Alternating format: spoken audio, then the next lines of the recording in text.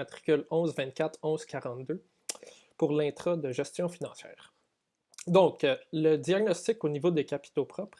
En 2015 et 2016, il y a eu une augmentation de 49% des capitaux propres. La rentabilité des capitaux propres baisse de plus de la moitié pour venir en dessous du secteur. C'est surtout à cause de l'expansion dans la vente de détail et le plus haut volume. La rentabilité des ventes diminue, mais reste au-dessus de la moyenne du secteur, passe de 16,3 à 5,6%. Le secteur étant 5,3%. Ceci est à cause du plus grand volume vendu. La marge brute passe en dessous de l'industrie de 50 à 33% versus 40% pour le secteur. C'est à cause que c'est une petite entreprise qui a plus de difficultés à gérer le plus grand volume de production. Au niveau de la gestion des actifs et passifs, il y a un grand changement dans la gestion des recouvrements clients. De nouvelles mesures devront être prises à ce niveau pour se rapprocher du secteur.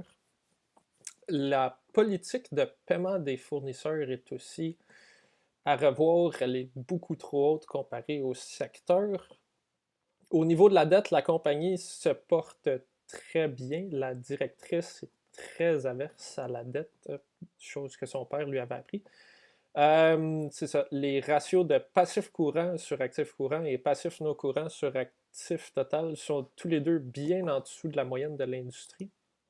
Et la gestion du fonds de roulement, au niveau de la gestion du fonds de roulement, le ratio de fonds de roulement reste au-dessus de l'industrie, bien qu'il diminue légèrement. Donc, c'est une entreprise qui a encore beaucoup de cash et qui ne se fie pas vraiment à la dette pour opérer. Et le ratio de trésorerie tombe en dessous de l'industrie, mais cela peut être attribué au fait que les stocks augmentent. Les stocks sont passés de 175 à 468 000. Donc, l'argent a plus été transformé en stock à ce niveau-là. Maintenant, au niveau des recommandations, je suggérerais de diminuer le délai de recouvrement client pour les nouveaux clients d'Ontario, possiblement en offrant un rabais pour les paiements plus rapides. Cette mesure pourrait augmenter le résultat net plus rapidement. Revoir le délai de paiement des fournisseurs pour ne plus être en situation de dépassement des termes de 30 jours, idéalement pour pouvoir profiter du rabais pour paiement rapide. Ça pourrait avoir un effet positif sur les capitaux propres à la longue et éviterait aussi de possibles pénalités de la part des fournisseurs. Les autres recommandations, ce serait de séparer les deux secteurs d'activité de la société Igloo. Le fait de pondérer à 50-50 les opérations entre la boutique et la vente au détail peut fausser les chiffres.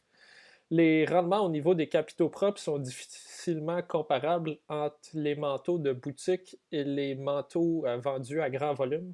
C'est une mauvaise comparaison entre les deux. Donc, la raison pourquoi elle était triste que ces rendements des capitaux propres avaient diminué, ça peut être plus attribué au fait que c'est deux compagnies qui ne fonctionnent pas exactement c'est deux secteurs qui ne fonctionnent pas exactement de la même manière. Vendre des manteaux à 5 000 versus vendre des manteaux de détail. Et finalement, comprendre qu'une augmentation des coûts fixes peut être une bonne chose et que cela peut se traduire par une augmentation des capitaux propres. Donc, pas être si averse que ça à augmenter les taux fixes, les coûts fixes, vu que ça peut se traduire par plus de ventes, ce qui aurait un effet positif sur les capitaux propres. Donc, c'est tout.